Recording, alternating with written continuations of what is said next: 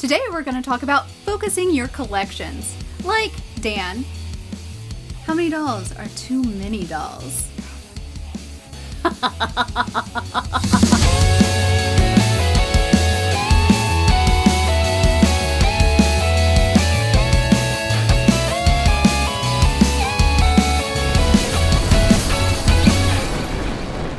Alright, I have an idea for an episode.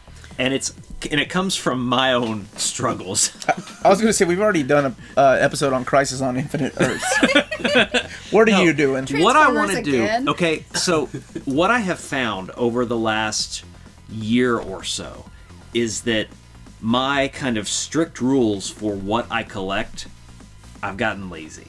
So I want to know, strategy-wise, how you guys go about kind of curating what you buy and what your limiting factors are, whether it's just you've set arbitrary lines or what.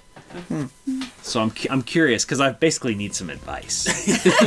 Well, you're asking the wrong motherfucker. You know, my wife is actually really, really good. Like, if you look at, because we have our own display cases, I have like game hoarding stuff, but when you look at our display cases, hers is specifically One Piece, and specifically mainly Sanji and Zoro figures, because she's into that pairing, whatever. But she's limited herself. She says it has to be a very good piece. It has to be a piece that I stylistically find pleasing.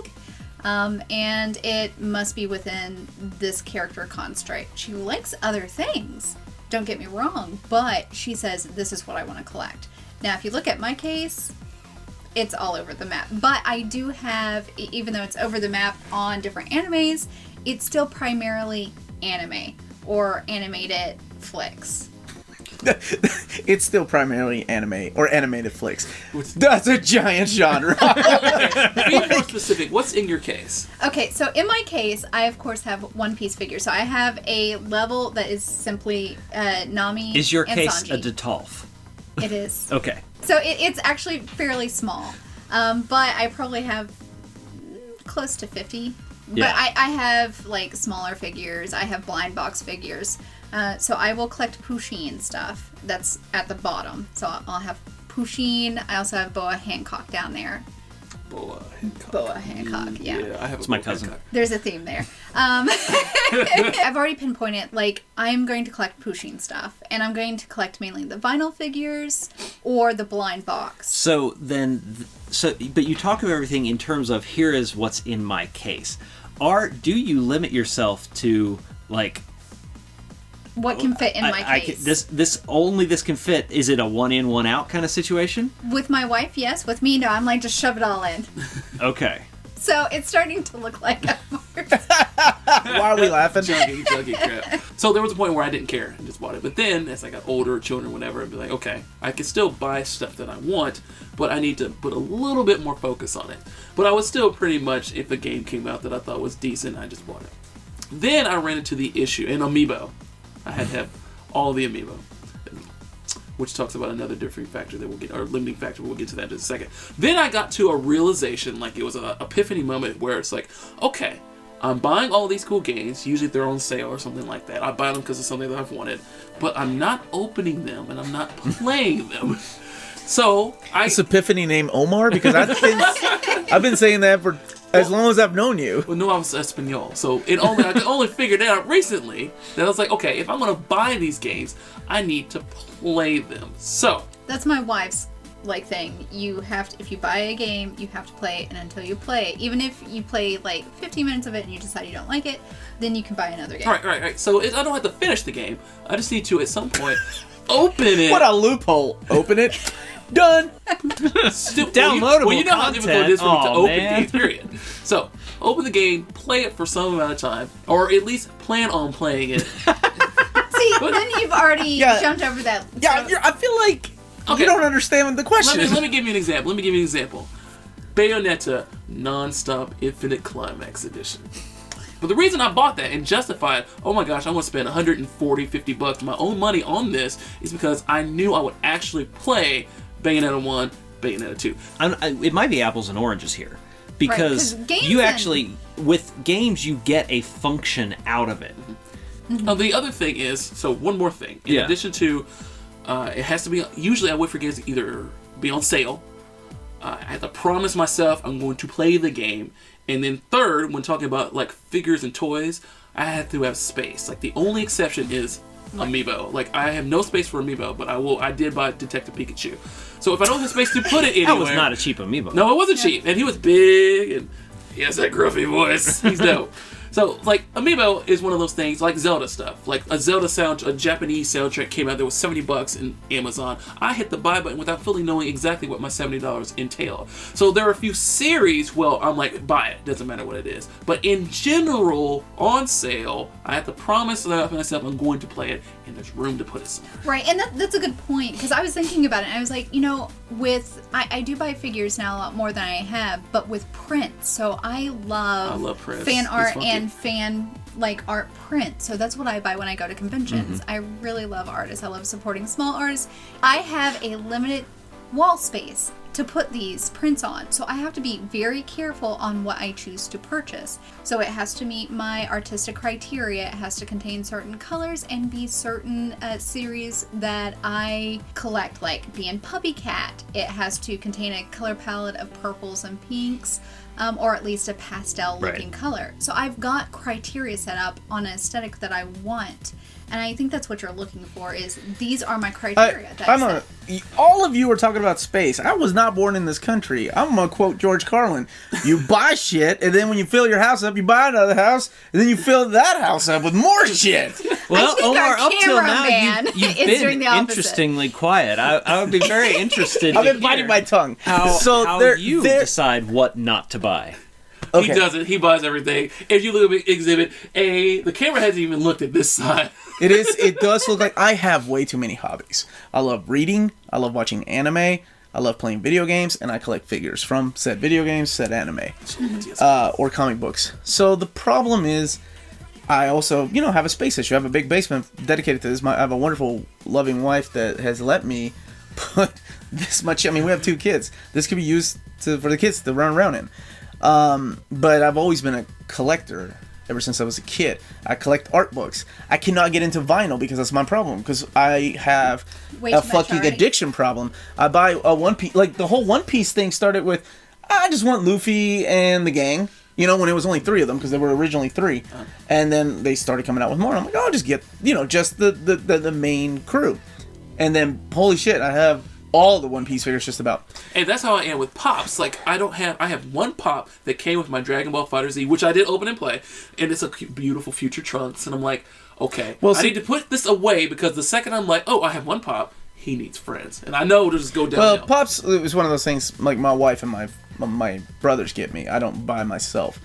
So here's the thing, like, I've gotten to the age where I'm still in near condition, but I realize I'm not gonna read all this stuff. I'm not gonna watch all this anime. Right. I'm not gonna be able to play these games. There's no way. I like to read at night, or I like to watch movies. To sneak in an hour or 2 a night to play video games, that's unrealistic for me. I can't do it anymore. It's hard when you have multiple hobbies like I do. Well, and not just hobbies. It's kids. You have 3 kids. I don't know how you sneak that much time in. Let me tell you how I play, and just a sidetrack about Monster Well, you play it on the Switch, right? No, I hope. On the PS4. So, a sidetrack about this, some games I play in front of my children. Most games, a lot of these games, I can't play Bayonetta in front of my kids, so portables on the Switch.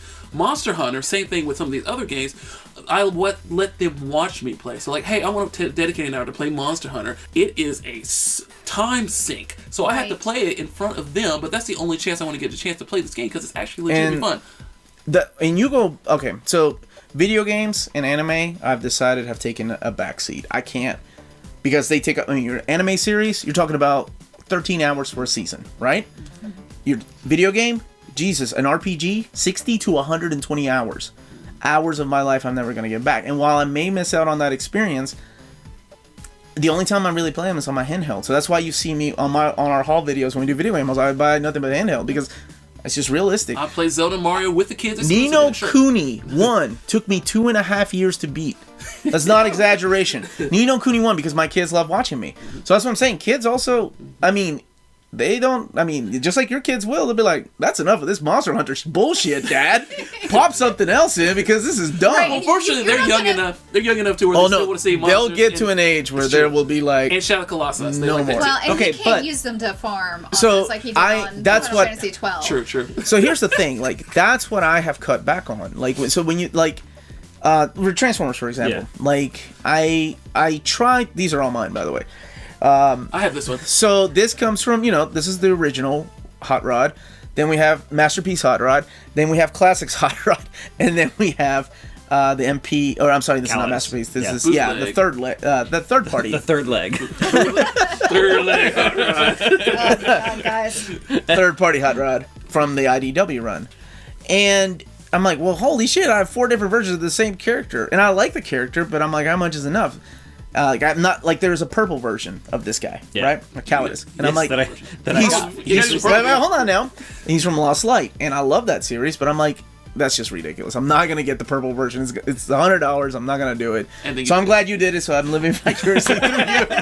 But I mean, and to bring it back full circle, and I've said this before on our shows, is that I try to hold it to one mold and one representation of each character with a few exceptions. Hot Rod is one of those exceptions. Optimus and Megatron are some of those exceptions. You keep listing characters. Well, because the problem is these last few lines, we've had episodes about Power of the Primes and about Titan's Return before that, and how they've just kind of hit the sweet spot of like, oh, well, of course I'm going to buy all of that, duh. Mm-hmm. And frankly, you know what? Some of those are already in the box in the closet. Mm-hmm. Just because I've got 2 Detolfs and the space that I have at work, which we don't talk about. Well, see, I understand where you're coming from, where, like, there's most of the time you just get one representation of things. Like, most of the time you just get one game. But there are some games, Zelda's the exception, where I think I have 3 or 4 copies of Breath of the Wild because there's a Master Edition, a Collector's Edition, Explorer's Edition. And that was the thing I was going to ask you. It's like, with comic books, that's another thing. This is my deal in comic books. I'm only going to get the hardcovers. Mm-hmm. Unless I know there's no way in hell they're going to ever release a hardcover, so I'm just going to stick to the trade paperbacks and custom bind them myself. Video games have gone to... I mean, how many copies... You mentioned Bayonetta, playing it for the first time. But I know that you own the Wii U version. Yes, I own the Wii U version. So why didn't you play that? See, that's the thing. It's like, then you're just kidding. You're lying to yourself saying, I will play this because it's the newest version. To back him up, I'm pretty sure that's where you fall into, I absolutely adore and I love this and I want more of this. He hasn't played it. No. That's the question. In fact, you might even say you like it, you love it. You want some more? You want the climax of this? No, and that, non-stop. That was my mentality when I said, okay, this is stupid. I have not played the Wii U version. I'm not gonna get the Switch version and not lie to myself and say, oh, I am definitely opening this version. Well, so to answer this exact question, this is why I think the Switch is selling as well as it is, because a lot of these games, you're right. I own Bayonetta 2 on the Wii U. I have opened it and started. I have not played it. The Switch being portable means, I can take this game that is a great game on the Wii U and actually go somewhere with it. And this last trip that I took, I was on a plane playing Bayonetta. I think you guys have been basically worthless in terms of giving me advice. I warned you before the episode. You're going to regret asking Maybe me you this should question. not ask collectors and consumer horrors how we should not have you save your money. So it's not even to save you money. It's just to like help me say no. So the answer is yes. This is the opposite of Alcoholics Anonymous. This is not AA at all.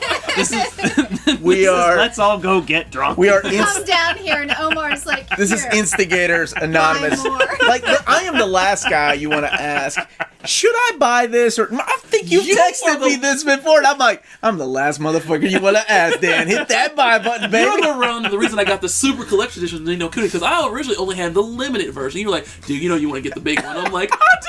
It boils down to now, Dan, Omar's the bad influence. You're experiencing the peer pressure, because our mutual friend, Maddie, just recently linked Lena Inverse, the Ninja. Oh, that bitch. And damn it. I had already pre-ordered it, and I was like, yes, Maddie, I have already pre-ordered it. I had not. I was going to link Omar, but I decided not to because he's got a problem. And then she links him, and he's like, done, I pre-ordered it. I'm so weak. What are you not supposed to say? No. It's a super deformed Lena Inverse. Of course I had to buy her. There are like no figures of her. The only one that exists is like $80. So, yeah, sorry. What was the topic? So I don't think we succeeded in figuring out how to limit ourselves. In fact, I think we just figured out how to buy more shit. So what I'd like to know is, how do you limit what you've decided, this is what I'm going to collect, and this is what I'm not going to collect?